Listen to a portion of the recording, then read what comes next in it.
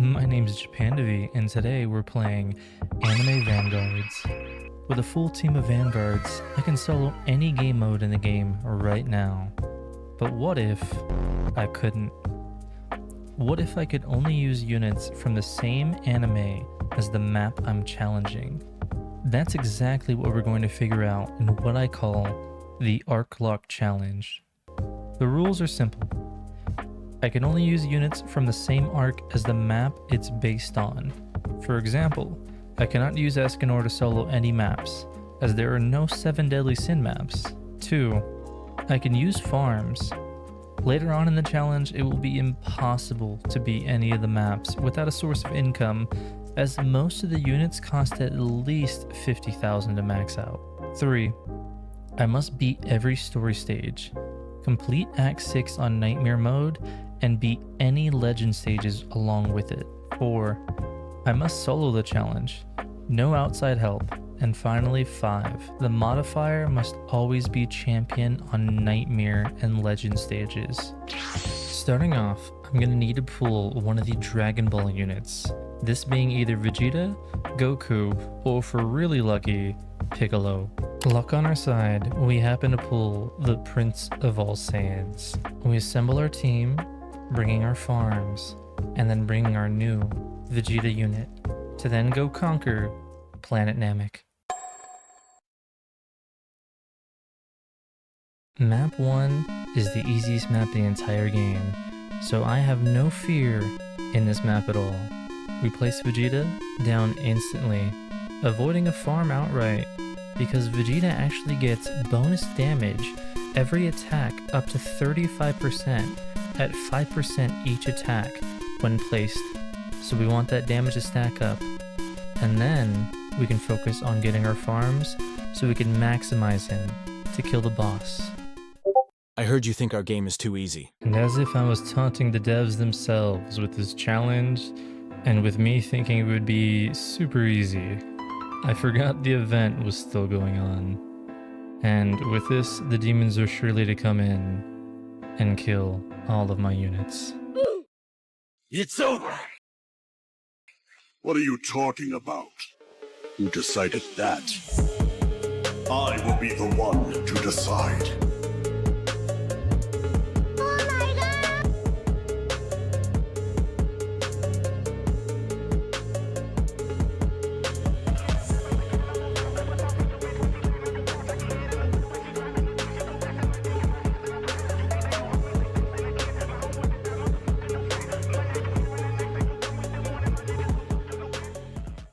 I'm the real thing, the almighty Prince Vegeta. We locked in and managed to clutch through the event and stay alive and still get enough money and our units strong enough to take on the Vegeta boss.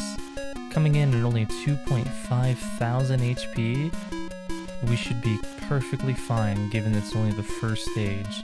If this event had happened on Act 6, or even on the Ginyu Force boss stage, we would have been done for.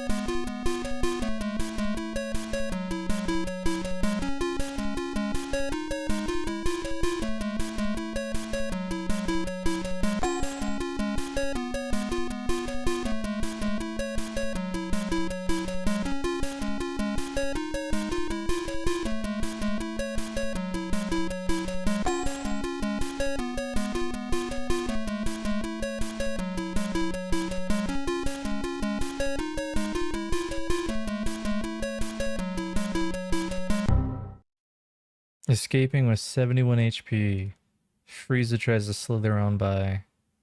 Unfortunately for him, I have 78,000 in the bank from using farms, so we're just going to place a Vegeta overhead and then just use Vegeta's base damage to finish it up. And that is story mode done normal mode. Now what's next is Nightmare Act 6. As mentioned in the rules of the Arc Lock challenge, we have to pick the champion modifier.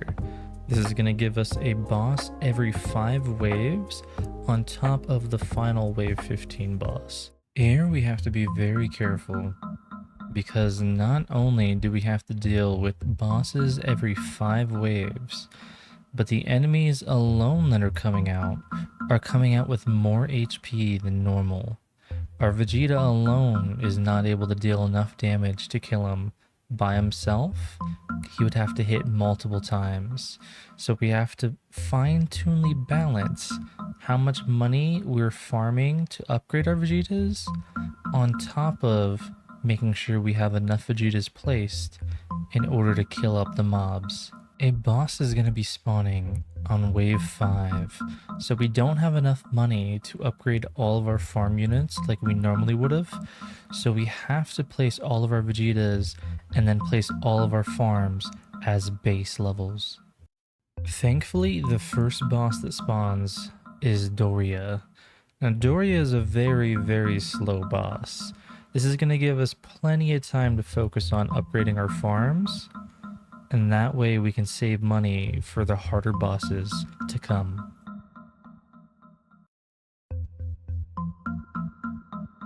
Now Doria is finally in range of our Vegetas, and they're dealing decent amounts of damage. Not to mention he's a very slow boss, but he does have an overshield of health. Once that overshield goes away, a second health bar will be revealed.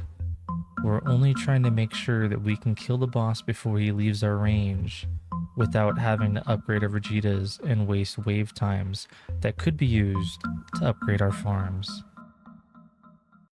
I make the call that Vegeta will not be able to kill him before they leave the range, so we're gonna have to waste our money and upgrade Vegeta. It is getting pretty late in the waves now. We're at a certain point where putting more money into the farms will not earn us that money back. So now we're just gonna go all in on Vegeta with the money that we have and hope we have enough left over saved up to finish off the final boss. Now our second boss has spawned, and it's Vegeta. Thankfully, Vegeta is the easiest boss of all the bosses that can spawn, as Vegeta is the boss from Act 1, giving him the lowest amount of HP, no mechanics, and a pretty steadily slow walk speed. We should be able to breeze through him easily, as his health is not that high, so he's not going to make it that far. Had it been Captain Ginyu, we might have been cooked.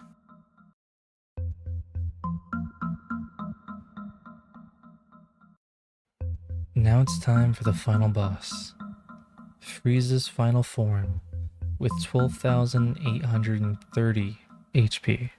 It's already an issue that the normal grunts walking on the ground are already making it halfway past Vegeta. On top of that, we're going to have to deal with Frieza's massive HP and second form after we drain that HP. Thankfully, we have 75,000 saved up. Hopefully that'll be enough. Vegeta cost almost 5,000 each one to max. That's 25,000 to max all 5 of them. We can max all 5 of them 3 times. It's not looking good. Frieza has made it more than 3/4 of the way out of Vegeta's range before he finally started taking any attacks at all. The Grunt's HP was just too high for us to deal damage to him in the best spot on the map. Now we have to follow him, upgrade our Vegetas, and hopefully shed off his first layer of HP.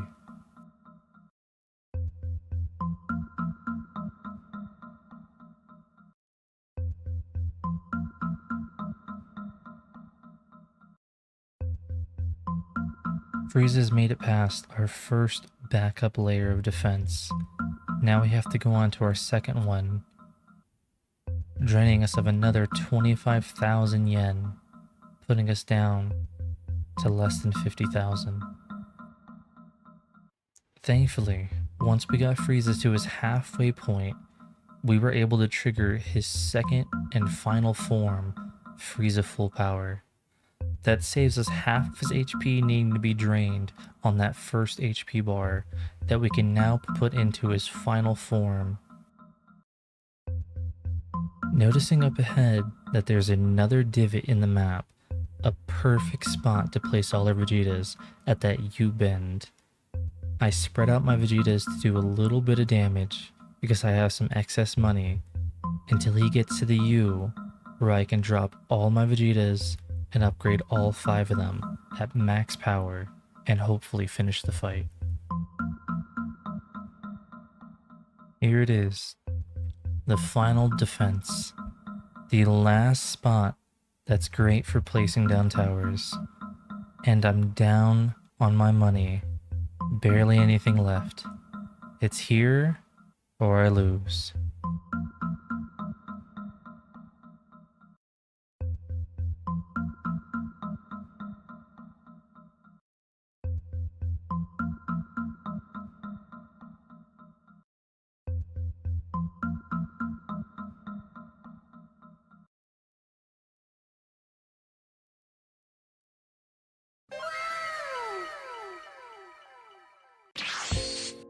I've done it. I've managed to beat story mode only using Vegeta, an actual perk because I still had Goku and Piccolo I could have used if I really needed them. Join me in the next one, because next time we're going to be doing the Sand Village, which comes with legend stages as well. We'll have a plethora of new units to use and explore, as well as more challenging and difficult bosses to deal with. If you've enjoyed this series, the Arc Locked Challenge, please like the video, share it with your friends, and comment anything you can think that could make this series better, what you're most excited for seeing, how you think about the new editing style, and make sure you subscribe if you're not already subscribed. As always, eat some food, drink some water, and I love you.